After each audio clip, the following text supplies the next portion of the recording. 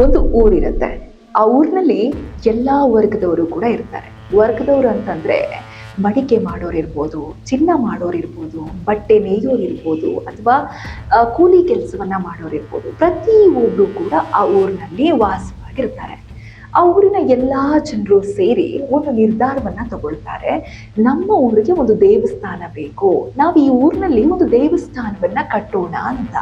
ಹಾಗೆ ಎಲ್ಲರೂ ಜೊತೆಯಾಗಿ ಸೇರಿ ಒಗ್ಗಟ್ಟಿನಿಂದ ದೇವಸ್ಥಾನ ಕಟ್ಟುತ್ತಾರೆ ಕೂಡ. ಹಾಗೆ ದೇವಸ್ಥಾನವನ್ನ ಮೊದಲ ಪೂಜೆಯನ್ನ ಮಾಡ್ಲಿಕ್ಕೆ ಒಂದು ದಿನ ಗೊತ್ತಾಗತ್ತೆ. ಎಲ್ಲರನ್ನ ಕೂಡ ಒಬ್ಬ ವ್ಯಕ್ತಿ ಹೋಗಿ ಮುಂದಾಳತ್ವವನ್ನ ತಗೊಂಡು ಎಲ್ರಿಗೂ ಕೂಡ ಆಹ್ವಾನವನ್ನ ನೀಡಿ ಬರ್ತಾನೆ. ಪೂಜೆ ಸಮಯ, ಇನ್ನೇನು ಪೂಜೆ ಆರಂಭವಾಗಬೇಕು, ಎಲ್ಲರೂ ಸೇರಿರ್ತಾರೆ. ಒಬ್ಬ ಬರ್ತಾನೆ. ಆಗ ಅದೇ ಊರಿನ ವ್ಯಕ್ತಿಯಾಗಿರ್ತಾನೆ. ಅವನ ಕಾಲು ಕೈಯೆಲ್ಲ ಕೆಸರಾಗಿರುತ್ತೆ. ರೈತನಾಗಿನೋ ಗದ್ದೆ ಕೆಲಸವನ್ನು ಮಾಡಿ ಆಗ ತಾನೇ ಮುಗಿಸಿ ಅಲ್ಲಿಗೆ ಬಂದಿರ್ತಾನೆ. ಆಗ ಆತ, ನನ್ನ ಕೈಕಾಲೆಲ್ಲವೂ ಗಲೀಜಾಗಿದೆ, ಈಗ ತಾನೇ ಹೊಸದಾಗಿ ಓಪನ್ ಆದಂತಹ ದೇವಸ್ಥಾನ, ನಾನು ಒಳಗಡೆ ಬಂದು ಗಲೀಜ್ ಹಾಕೋದು ಬೇಡ, ನಾನು ಇಲ್ಲಿಂದಲೇ ದೇವರನ್ನ ಪ್ರಾರ್ಥಿಸ್ತೀನಿ, ನೀವು ಪೂಜೆಯನ್ನ ಮುಂದುವರಿಸಿ ಅಂತ ಹೇಳ್ತಾನೆ. ಹಾಗೆ ಎಲ್ಲರೂ ಕೂಡ ಅದಕ್ಕೆ ಒಪ್ಕೊಳ್ತಾರೆ. ಪೂಜೆ ಆರಂಭವಾಗುತ್ತೆ, ಪೂಜೆ ನೆರವೇರುತ್ತೆ. ಸಂಪೂರ್ಣವಾಗಿ ಎಲ್ಲರೂ ಕೂಡ ಜನರು ಖುಷಿ ಖುಷಿಯಾಗಿ ಅವರವರ ಮನೆಗೆ ತೆರಳುತ್ತಾರೆ. ಆದ್ರೆ ಆಗ ಆರಂಭವಾದಂತಹ ಹೊರಗಡೆ ನಿಂತು ಕೈ ಮುಗಿಯುವಂತಹ ಏನು ಪದ್ಧತಿ ಹಾಗೆ ಮುಂದುವರಿತಾ ಹೋಗುತ್ತೆ. ಆತನ ಮಗ ಬಂದಾಗ್ಲೂ ಕೂಡ ಅಲ್ಲಿನ ಜನರು, ನಿನ್ನ ತಂದೆ ಹೊರಗಡೆ ಇದ್ರು ಅಥವಾ ನಿನ್ನ ತಾತ ಹೊರಗಡೆ ನಿಂತು ಕೈ ಮುಗಿತಾ ಇದ್ರು, ಹಾಗೆ ನೀನು ಕೂಡ ನೀನು ಹೊರಗಡೆಯಿಂದಲೇ ಕೈ ಮುಗಿ, ದೇವಸ್ಥಾನದ ಒಳಗೆ ಪ್ರವೇಶವಿಲ್ಲ ನಿನಗೆ. ಅಂದ್ರೆ ದೇವಸ್ಥಾನವನ್ನ ಗಲೀಜ್ ಮಾಡಬಾರ್ದು, ಕೆಸರು ದೇವಸ್ಥಾನಕ್ಕೆ ತಾಗಬಾರದು ಅನ್ನುವ ಒಂದು ಒಳ್ಳೆಯ ಉದ್ದೇಶ ಬೇರೆ ರೀತಿಯಲ್ಲಿ ಸಮಾಜಕ್ಕೆ ಮಾರ್ಪಾಡಾಗಿ ಸಂದೇಶ ಹೋಗುತ್ತೆ. ಅಲ್ಲಿಂದಲೇ ಜಾತಿ ಪದ್ಧತಿಗಳು ಆರಂಭ ಆಗುತ್ತೆ. ಆದ್ರೆ ಇಂತಹದೊಂದು ಕೀಳು ಮಟ್ಟದ ಜಾತಿ ಪದ್ಧತಿಯ ವಿರುದ್ಧ ಒಬ್ಬ ವ್ಯಕ್ತಿ ನಿಲ್ತಾರೆ.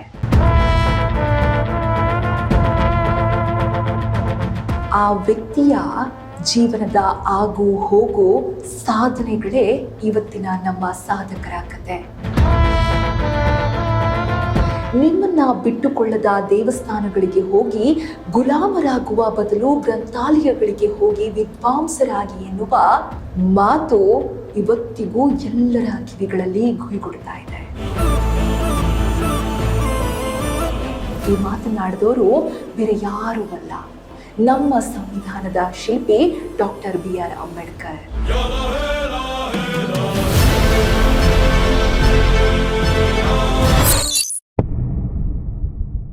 1891 ಏಪ್ರಿಲ್ 14ರಂದು ಮಹಾರಾಷ್ಟ್ರದ ಮೌ ಎಂಬ ಚಿಕ್ಕ ಊರಲ್ಲಿ ಜನಿಸಿದ ಅಂಬೇಡ್ಕರ್ ಅವರ ತಂದೆ ರಾಮ್ಜಿ ಮಲೋಜಿ ಸಂಪಾಲ್ ಹಾಗೂ ತಾಯಿ ಭೀಮಾಬಾಯಿ.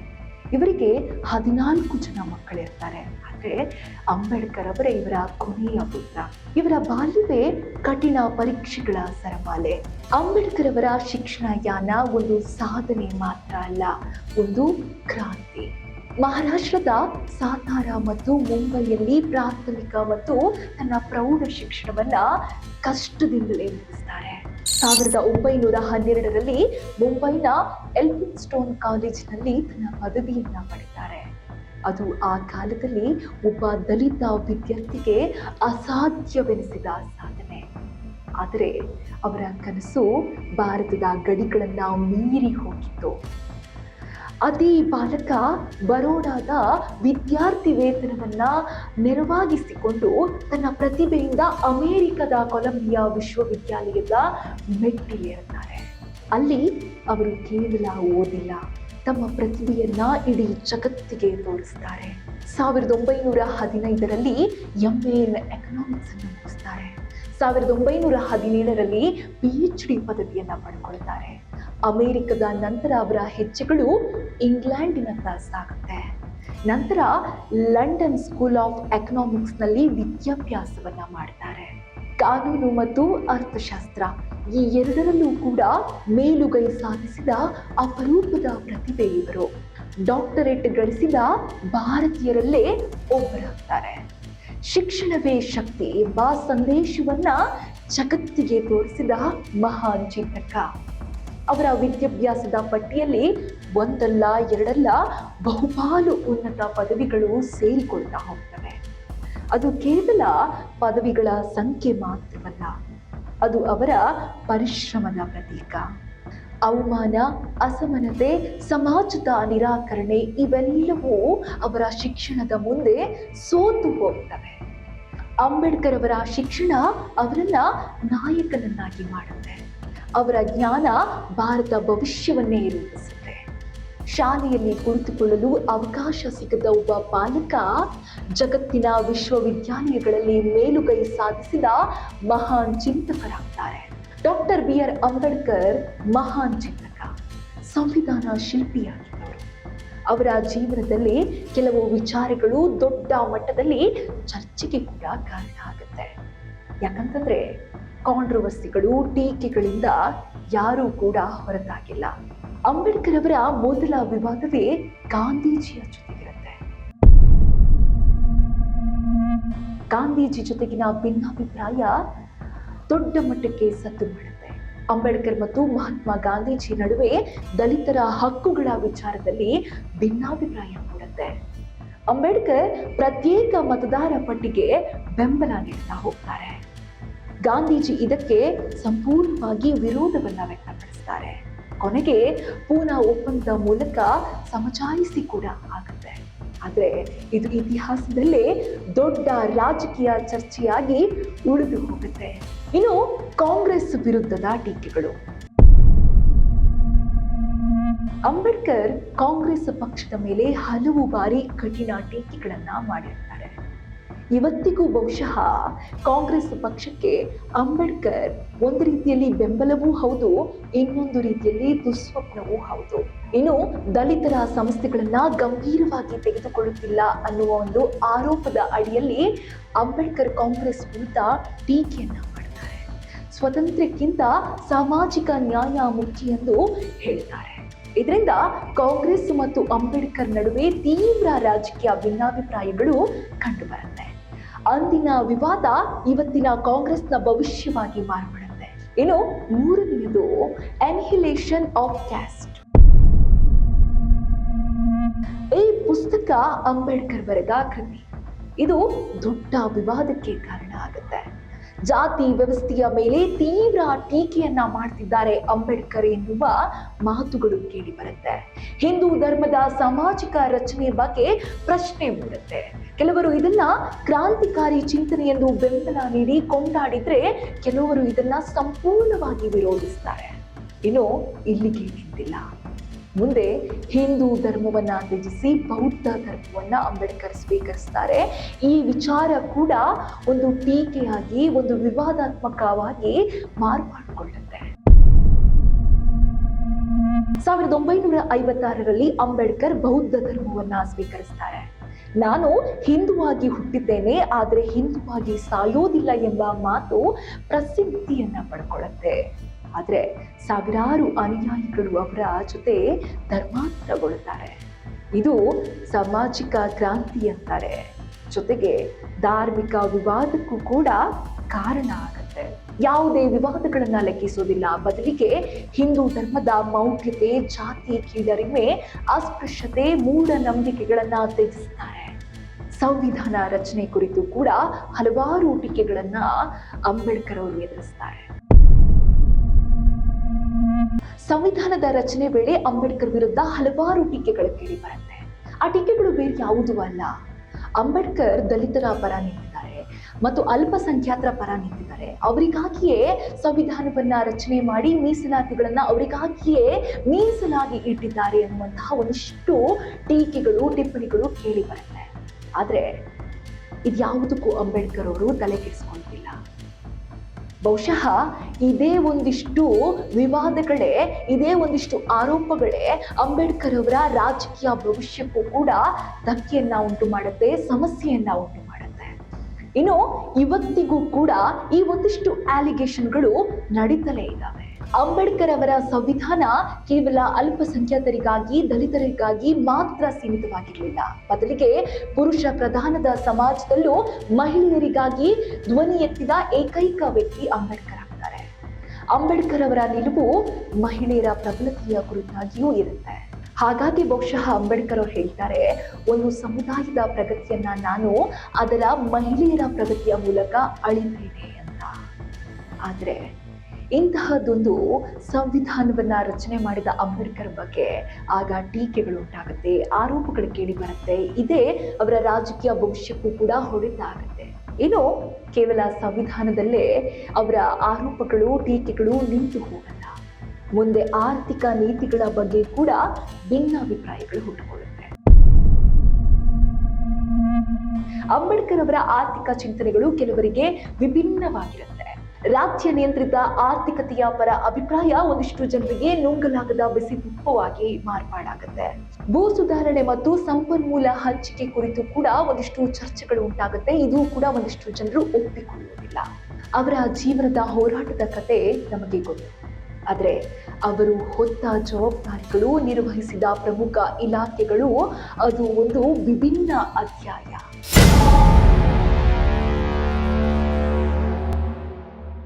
ಅಂಬೇಡ್ಕರ್ ಕೇವಲ ಓದಿದ ವ್ಯಕ್ತಿ ಮಾತ್ರ ಅಲ್ಲ.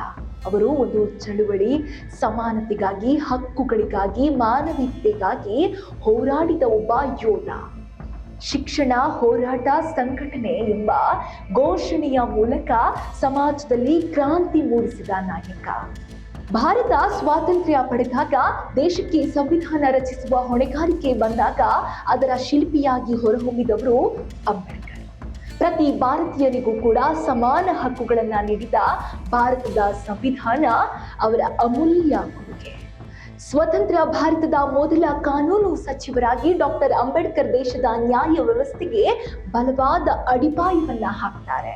ಸಂವಿಧಾನ ರೂಪಿಸುವಲ್ಲಿ ಅವರ ಪಾತ್ರ ಇಂದಿಗೂ ಪ್ರತಿ ಭಾರತೀಯನ ಹಕ್ಕುಗಳ ಕಾವಲುಗಾರನಾಗಿದೆ. 1942ರಿಂದ 1946ರವರೆಗೆ ವೈಸ್ರಾಯಿ ಎಕ್ಸಿಕ್ಯೂಟಿವ್ ಕೌನ್ಸಿಲ್ನಲ್ಲಿ ಲೇಬರ್ ಮೆಂಬರ್ ಆಗಿ ಸೇವೆ ಸಲ್ಲಿಸಿದ ಅವರು ಕಾರ್ಮಿಕ ಹಕ್ಕುಗಳಿಗೆ ಮೊದಲ ಬಾರಿಗೆ ಧ್ವನಿ ನೀಡುತ್ತಾರೆ. ಕಾರ್ಮಿಕರಿಗಾಗಿ 8 ಗಂಟೆಗಳ ಕೆಲಸದ ನಿಯಮ ತರ್ತಾರೆ. ಮಹಿಳಾ ಕಾರ್ಮಿಕರಿಗಾಗಿ ವಿಶೇಷವಾದಂತಹ ಸುರಕ್ಷತೆ ಕ್ರಮಗಳನ್ನು ರಚಿಸುತ್ತಾರೆ. ಕಾನೂನುಬದ್ಧ ಸೌಲಭ್ಯಗಳನ್ನ ನೀಡುತ್ತಾರೆ. ಇವೆಲ್ಲವೂ ಕೂಡ ಅವರ ಚಿಂತನೆಯ ಫಲ ಮಾತ್ರ.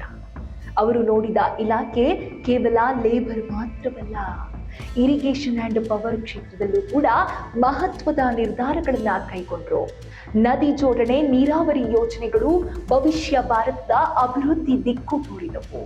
ಅರ್ಥಶಾಸ್ತ್ರಜ್ಞರಾಗಿದ್ದ ಅಂಬೇಡ್ಕರ್ ಭಾರತದ ಹಣಕಾಸು ಮತ್ತು ಆರ್ಥಿಕ ನೀತಿಗಳಿಗೂ ಮಾರ್ಗದರ್ಶನ ನೀಡುತ್ತಾರೆ.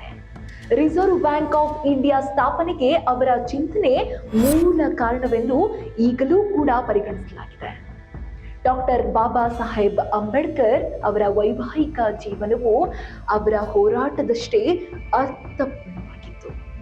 ಅವರ ಜೀವನದಲ್ಲಿ ಇಬ್ಬರು ಮಹತ್ವದ ಸಂಗಾತಿಗಳು ಇದ್ದರು, ರಮಾಬಾಯಿ ಅಂಬೇಡ್ಕರ್ ಮತ್ತು ಡಾಕ್ಟರ್ ಸವಿತಾ ಅಂಬೇಡ್ಕರ್. ಒಬ್ಬ ಮಹಾನ್ ವ್ಯಕ್ತಿಯ ಹಿಂದೆ ಒಬ್ಬ ಮೌನ ಶಕ್ತಿ ಯಾವಾಗಲೂ ಇರುತ್ತೆ. ಹಾಗೆ ಅಂಬೇಡ್ಕರ್ ಜೀವನದಲ್ಲೂ ಕೂಡ ಅದು ರಮಾಬಾಯಿ ಆಗಿರ್ತಾರೆ. ಅಂಬೇಡ್ಕರ್ ಅವರು ಕೇವಲ 15 ವರ್ಷದಲ್ಲಿದ್ದಾಗಲೇ 1906ರಲ್ಲಿ ರಮಾಬಾಯಿ ಅವರೊಂದಿಗೆ ಬಾಲ್ಯ ವಿವಾಹವನ್ನಾಗ್ತಾರೆ. ರಮಾಬಾಯಿ 1935ರಲ್ಲಿ ನಿಧನರಾಗ್ತಾರೆ. ಅವರ ಮರಣ ಅಂಬೇಡ್ಕರ್ ಅವರಿಗೆ ದೊಡ್ಡ ಆಘಾತವನ್ನ ತಂದುಕೊಡುತ್ತೆ.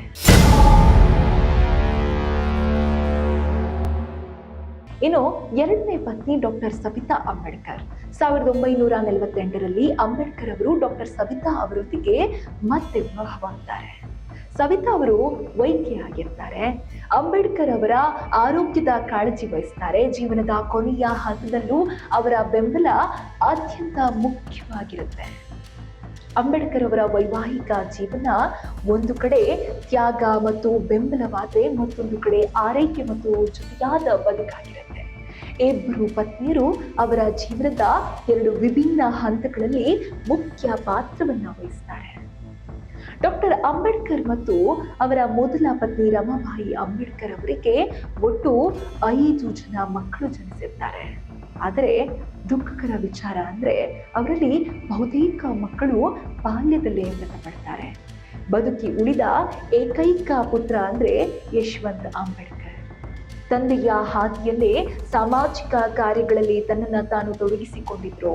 ಅಂಬೇಡ್ಕರ್ ಚಳವಳಿಯನ್ನ ಮುಂದುವರಿಸುವಲ್ಲಿ ಪ್ರಮುಖ ಪಾತ್ರವನ್ನ ವಹಿಸಿರ್ತಾರೆ. ಇನ್ನು ಅಂಬೇಡ್ಕರ್ ಅವರ ಮೊಮ್ಮಗ ಪ್ರಕಾಶ್ ಅಂಬೇಡ್ಕರ್ ಒಬ್ಬ ಪ್ರಸಿದ್ಧ ರಾಜಕಾರಣಿ, ಭಾರತೀಯ ರಾಜಕೀಯದಲ್ಲಿ ಸಕ್ರಿಯ ನಾಯಕ, ವಂಚಿತ ಬಹುಜನ ಅಘಾಡಿ ಪಕ್ಷದ ಸ್ಥಾಪಕ, ಸಾಮಾಜಿಕ ನ್ಯಾಯ ಮತ್ತು ದಲಿತ ಹಕ್ಕುಗಳಿಗಾಗಿ ಹೋರಾಟ ನಡೆಸುತ್ತಿದ್ದಾರೆ.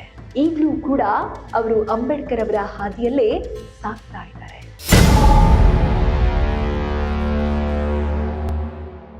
ಇನ್ನು ಅಂಬೇಡ್ಕರ್ ಅವರು ರಾಜಕೀಯ ಜೀವನದಿಂದ ಹೊರತಾಗಿಲ್ಲ. ಅಂಬೇಡ್ಕರ್ ಅವರ ರಾಜಕೀಯ ಜೀವನ ಬಹುದೊಡ್ಡದು. ಅಂಬೇಡ್ಕರ್ ಅವರು ಕೂಡ ರಾಜಕೀಯದಲ್ಲಿ ಪಾರ್ಟಿಸಿಪೇಟ್ ಮಾಡ್ತಾರೆ. ಮೊದಲ ಬಾರಿ 1952ರಲ್ಲಿ ಲೋಕಸಭಾ ಚುನಾವಣೆ, ಅಂದ್ರೆ ಮುಂಬೈನ ಉತ್ತರ ಕೇಂದ್ರ ಭಾಗದಲ್ಲಿ ಲೋಕಸಭಾ ಚುನಾವಣೆಯಲ್ಲಿ ಅಂಬೇಡ್ಕರ್ ಅವರು ಭಾಗವಹಿಸ್ತಾರೆ. ಆಗ ಕಾಂಗ್ರೆಸ್ ಒಂದು ಪ್ಲಾನ್ ಮಾಡುತ್ತೆ.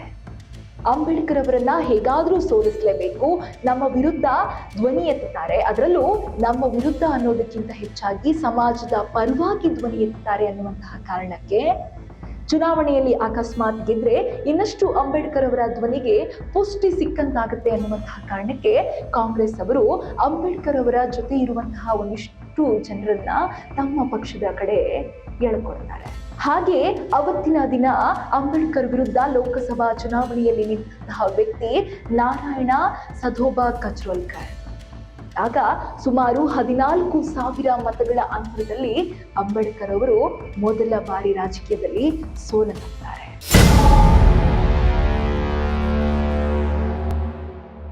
ಅಲ್ಲಿಗೆ ಅಂಬೇಡ್ಕರ್ ಅವರ ರಾಜಕೀಯ ಜೀವನ ಅಂತ್ಯ ಆಗೋದಿಲ್ಲ. ಯಾಕಂತಂದ್ರೆ ಅಂಬೇಡ್ಕರ್ ಅವರು ಚಿಕ್ಕಂದಿನಿಂದಲೂ ಕೂಡ ಹೋರಾಟವನ್ನ ಇಷ್ಟಪಟ್ಟಂತಹ ವ್ಯಕ್ತಿ. ಹಾಗೆಯೇ 1954ರಲ್ಲಿ ಮತ್ತೊಮ್ಮೆ ಚುನಾವಣೆಯಲ್ಲಿ ಭಾಗವಹಿಸ್ತಾರೆ. ಆ ಚುನಾವಣೆ ಬಂಡಾರ ಲೋಕಸಭಾ ಉಪಚುನಾವಣೆ ಆಗಿರುತ್ತೆ. ಆದ್ರೆ ಅಲ್ಲೂ ಕೂಡ ಅಂಬೇಡ್ಕರ್ ಅವರಿಗೆ ಸೋಲೇ ಎದುರಾಗುತ್ತೆ. ಅಂಬೇಡ್ಕರ್ ಅವರು ಚುನಾವಣೆಯಲ್ಲಿ ತಮ್ಮವರಿಂದಲೇ ಸೋತಾಗಲೇ ಒಂದು ನಿರ್ಧಾರವನ್ನ ತಗೊಳ್ತಾರೆ. ಸಮಾಜ ನಮ್ಮಂಥವರ ಪರವಾಗಿ ಅಲ್ಲ, ಅಂದ್ರೆ ಸಮಾಜಕ್ಕಾಗಿ ಹೋರಾಡುವರ ಪರ ಯಾವತ್ತೂ ಸಮಾಜ ನಿಲ್ಲೋದಿಲ್ಲ ಅನ್ನುವಂತಹ ಕಾರಣಕ್ಕೆ ನಂತರ ರಾಜ್ಯಸಭೆಯಲ್ಲಿ ಪಾರ್ಟಿಸಿಪೇಟ್ ಮಾಡ್ತಾರೆ. ನಾಮಿನೇಷನ್ ಮೂಲಕ ರಾಜ್ಯಸಭೆಗೆ ಆಯ್ಕೆ ಕೂಡ ಆಗ್ತಾರೆ. ಅಂಬೇಡ್ಕರ್ ಅವರ ರಾಜಕೀಯ ಭವಿಷ್ಯದಲ್ಲಿ 2 ಬಾರಿ ಕೂಡ ಕಾಂಗ್ರೆಸ್ ಅಭ್ಯರ್ಥಿಗಳಿಂದಲೇ ಸೋಲ್ತಾರೆ. ನಂತರ ರಾಜ್ಯಸಭೆಗೆ ಆಯ್ಕೆ ಆಗ್ತಾರೆ. ತನ್ನ ಮೊದಲ ಟರ್ಮ್ ನಲ್ಲಿ ಅಧಿಕಾರಾವಧಿಯನ್ನ ಸಂಪೂರ್ಣಗೊಳಿಸ್ತಾರೆ. 2ನೇ ಟರ್ಮ್ ನಲ್ಲಿ ಅಂಬೇಡ್ಕರ್ ಅವರು ನಿಧನರಾಗ್ತಾರೆ.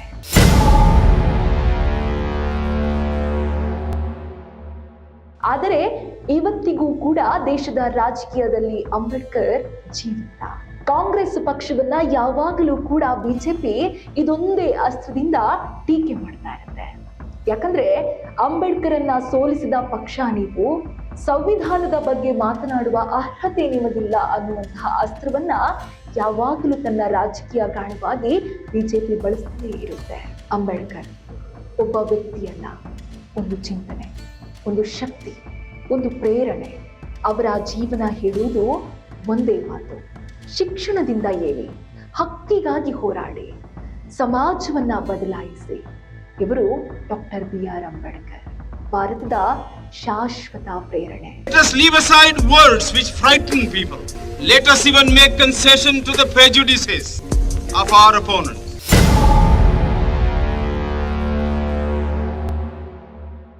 ಯಾರಿಗೆ ಇತಿಹಾಸ ಗೊತ್ತಿರೋದಿಲ್ವೋ ಅವರು ಎಂದಿಗೂ ಕೂಡ ಇತಿಹಾಸವನ್ನ ಸೃಷ್ಟಿ ಮಾಡಲಿಕ್ಕೆ ಆಗೋದೇ ಇಲ್ಲ.